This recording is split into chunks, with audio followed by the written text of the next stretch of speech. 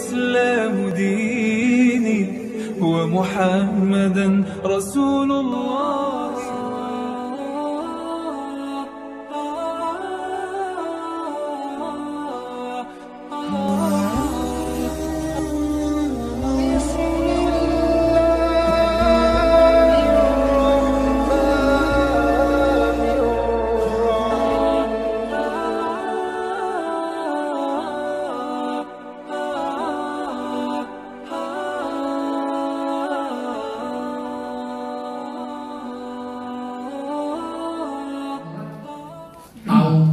Ilmunya tapi tidak bisa prakteknya.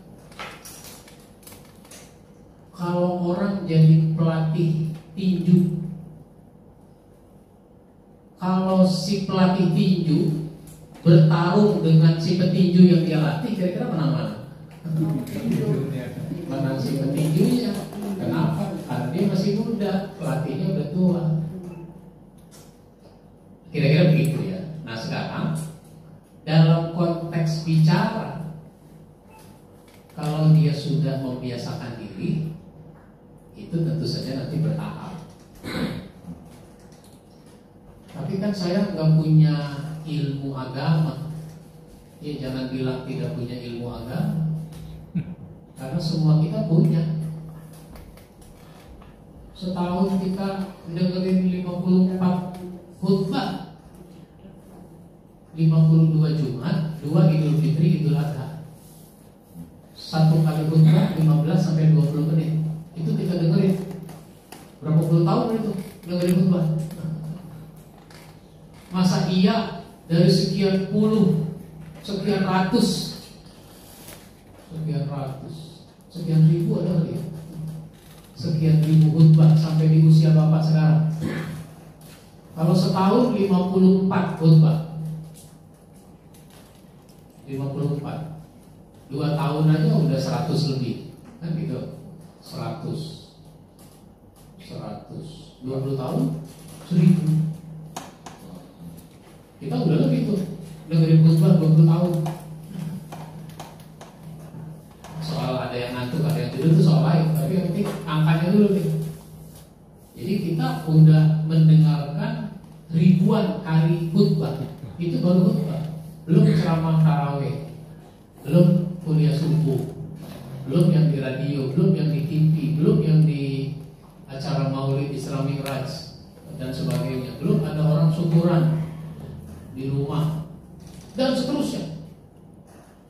Jadi udah banyak sebenarnya yang kita dapatkan. Nah dari sekian banyak yang kita dapat, toh untuk ceramah yang sekarang itu cuma disuruh 7 menit.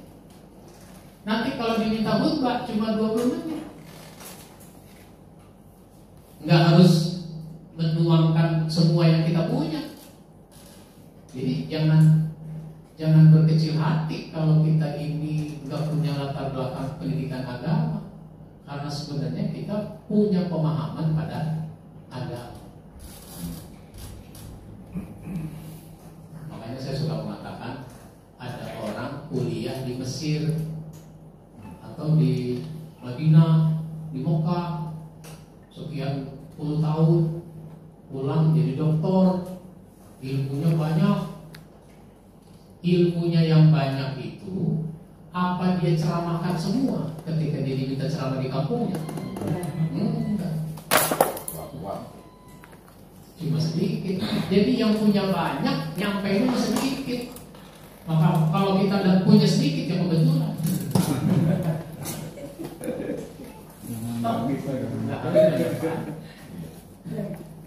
Lalu kalau kita sedikit sudah sampaikan, suatu ketika saya diminta lagi.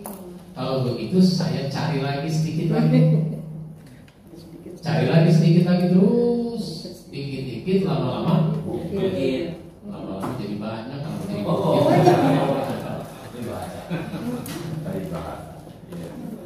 kalau ngumpulin tanah lama-lama jadi banyak.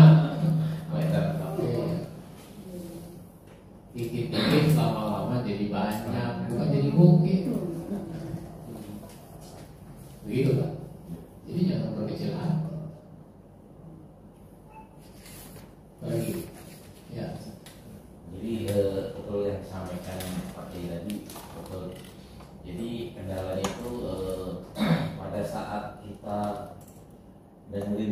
suatu ceramah atau itu, terkadang kita mungkin di dalam hati atau di dalam pikiran tuh iya benar-benar kita tahu gitu ya.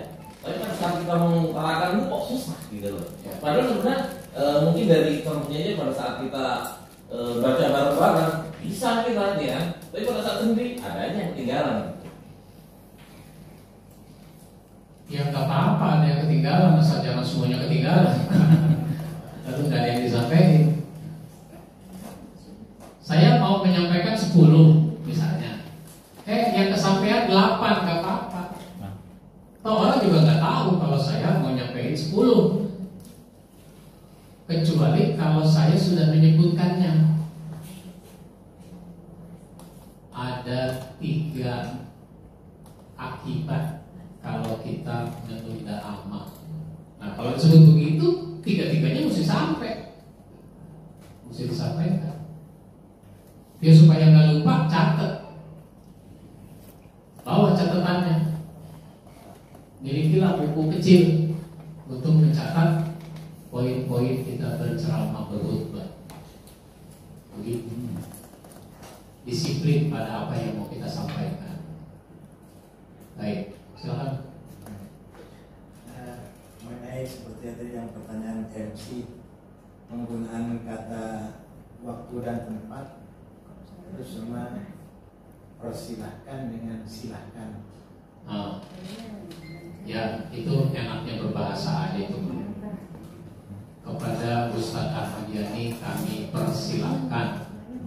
Persilahkan apa kami silahkan? Ya kebiasaan suatu bahasa. Yang penting orang tahu maksudnya, paham maksudnya. Begitu. Suatu bahasa di daerah ini dengan daerah sana kadang beda. Karena orang sana juga punya kebiasaan berbahasa. Yang penting bahasa itu dipahami dulu maksudnya. Gitu loh.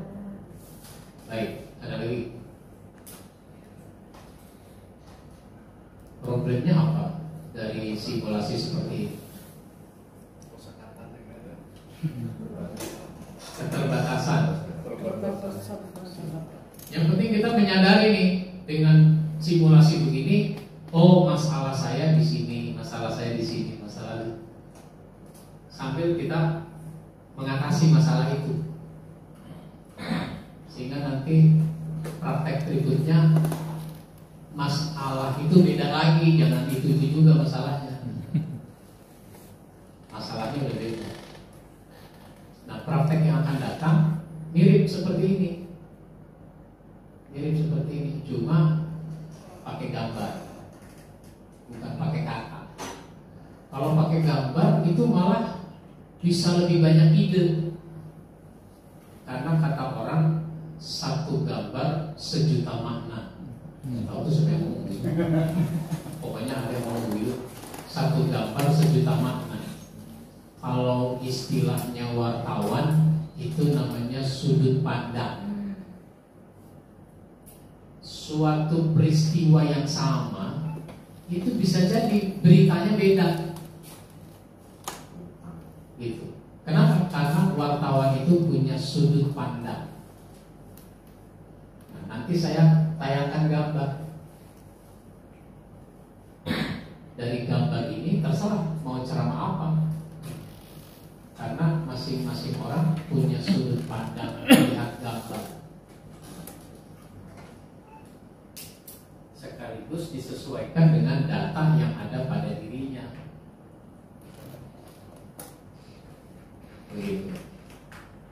Gak harus semua sisi gambar itu dijadikan bahan ceramah. Bisa saja salah satu sisi gambar. Polanya saya tayangkan gambar. Silakan berpikir apa yang mau diceramahkan dari gambar ini. Lalu saya ambil nama. Ambil nama Ibu Martina. Nah, Ibu Martina ceramah. Jangan terangin gambar lagi. Ini adalah gambar pohon. Di pohon ini pasti ada akarnya. Semua juga bisa tahu. Karena ini bukan ceramah biologi.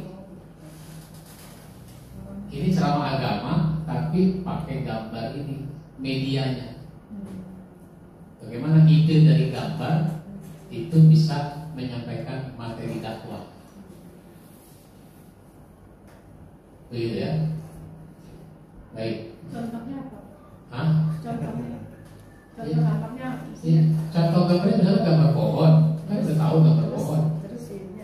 Nah, kalau ceramah agama apa yang bisa dihubungkan dengan gambar pohon? Satu gambar untuk semua? Enggak. Oh, Beda-beda gambar. Tapi mungkin saja satu gambar yang sama, silakan. Tadi udah dibahas, ini dibahas lagi. nggak apa-apa. Gak apa-apa, mungkin aja. Karena itu tadi ada sudut pandang yang berbeda. Kalau ada gambar pohon, saya membahas tentang iman, kan bisa. Saya bahas masalah iman. Tapi dari gambar pohon saya juga bisa bahas masalah rezeki. Begitu. Jelas? Baik. Jadi pekan depan pola kita seperti itu.